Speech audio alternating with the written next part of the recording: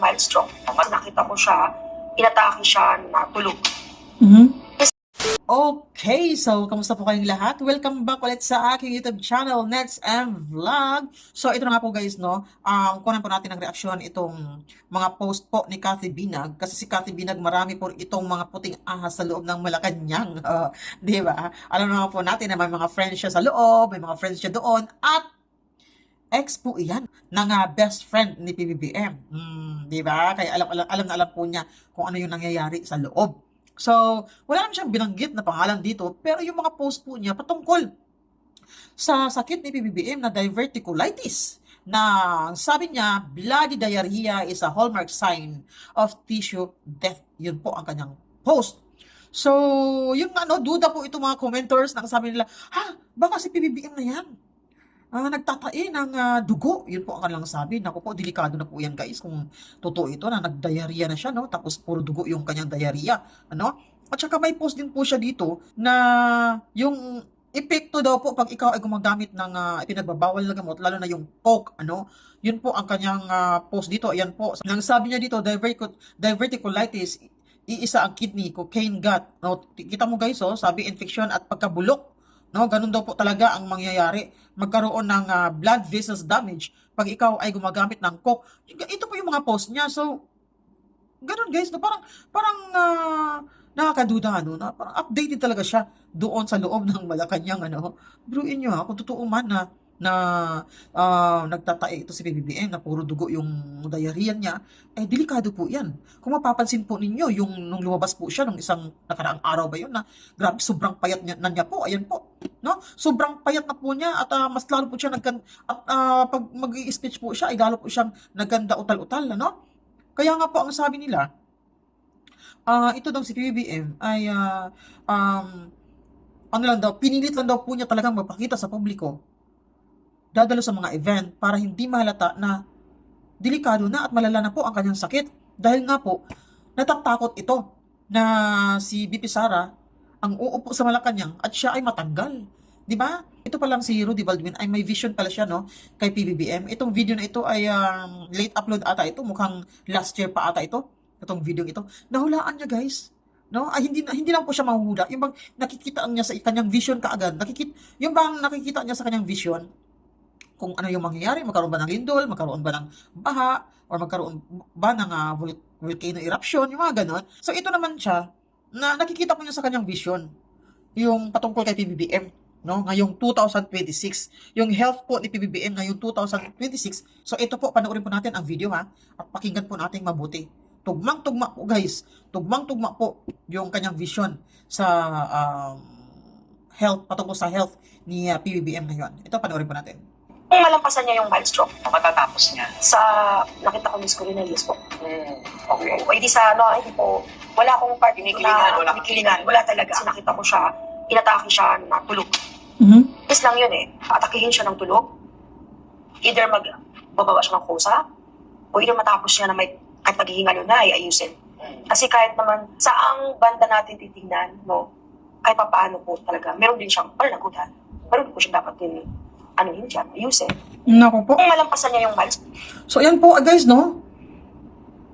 Di ba? Vision po niya ito last year. Tapos ngayon, nabalitaan natin na si PBM ay nagkasakit na. Pumayat na, payat na. Di ba, guys? So, yan nga po guys, no? Ito naman mga commenters ay tuwang-tuwa naman po, no? Sabi nila, sana matuluyan na nga. Hindi natin alam, ang Panginoon lang po nakakalam kung kailan siya kukunin. O di ba guys, kaya nakaka-shock lang yung vision po niya, parang nagkakatotoo. Tapos yung mga post din ni Cathy Binag, nakakaduda, di ba? Nakakaduda, di ba? No? Ito sa Cathy Binag, alam naman po natin na may contact po yan, may puting ahas po yan sa loob ng Malacanang. Kaya itong si PBBM ngayon ay kahit naghihingalo na, no, pilit pa rin niyang magtrabaho kasi takot na takot nga siyang mapalitan ni Bibi Sara. Di ba guys? Naghabilin na po yan naghabilin na po yan. Ayon po sa source ni Harry Roque na kung ano man ang mangyari sa kanya, kung sakaling pumanaw man siya, gagawa daw dapat ng paraan ang kanyang mga kalyado na itong si BP Sara hindi makaupo sa Malacanang. Yun po ang kanyang habilin. Grabe, ano? Mamamatay na nga lang, gagawa pa ng mga kababalaghan, di ba? Eh, dapat nga ang gagawin niya, mag-pray. Tapos, hihingi ng tawad sa Panginoon dahil ngayon, hindi natin alam kung kailan siya kukunin. Yung mga ganun, di ba?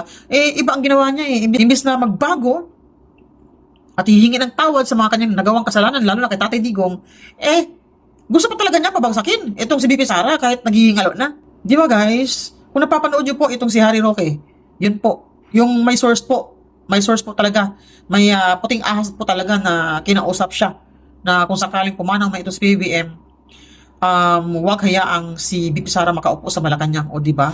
Grabe ano. Sino ba ang kanyang paupuin? Si Romualdez, di ba? So ito yung mga komento para maiwasan, wag na lang matulog. Grabe ano, karma is real sa ginawa niya kay PRRD. Makarma talaga yan. Kita mo yung mga mukha nila ang papayat na. Si Romualdez, si Remula, si BBM, sino pa, Saldico. Makarma talaga yung mga yan sa ginawa nila kay BP Sara at kay Tatay Digong.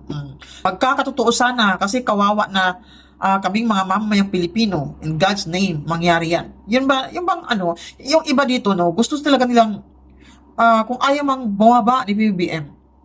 Alam niyo po guys, no, marami po talagang matuwa na itong si PBBM bumaba or ma-impeach or mawala na lang or pumanaw na lang. Kasi kung hindi siya bababa sa Malacanang or kung hindi siya mawala dito sa mundo, patuloy pa rin daw na maghihirap ang mamamayang Pilipino. Yun po yung mga comment dito. Ang dami nag-pray, oh. Ang iba nga naiyak eh. Sana magkatotoo. Sana hindi na magising. Sana Lord, kunin mo na lang Lord kasi ang hirap po ng panahon ngayon. Mahirap na nga kami, mas lalo pa kami pinahihirapan. Di ba? Di ba guys? Kaya hindi po masisisi ni PBBM kung bakit maraming nag-wish na sana matanggal siya sa Malacanang or pumanaw na lang. Kasi mukhang ayaw namang bumaba nito eh. Kaya marami nang nag-wish at nag-pray na sana kunin na lang siya ni Lord.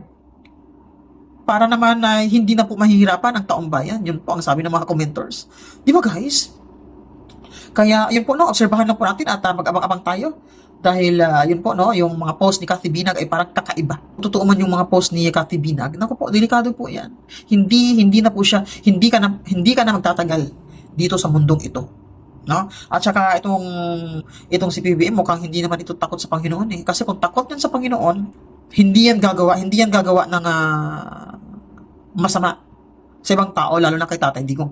Ayaw man niyang aminin na hindi raw siya ang nagpapakulong, nagpapadala, nagpapakidnap kay Tatay Digong.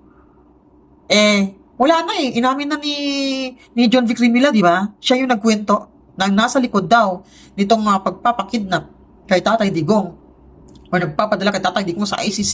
Si PBBM, siya, si John Vic, si Boying, sino pa yung isa. Basta may binanggit mo si Gibo. Yun po, no? Di ba? Kahit ayaw man niyang aminin, wala na. Inamin na po ni John Vic Remila, nagkamali siya nung time na yun eh. Nung in-interview po siya, nagkamali po siya. Na-drop din po niya si PBBM. Diba? Kaya Diyos na lang bahala. Ang gaba, dili magsaba. Ibig sabihin, ang karma ay, basta yun na yun, karma is real. Hindi ko alam kung anong Tagalog eh. Ang gaba, dili magsaba. Yun lang po, karma is real. No? Hintayin lang po natin ang karma.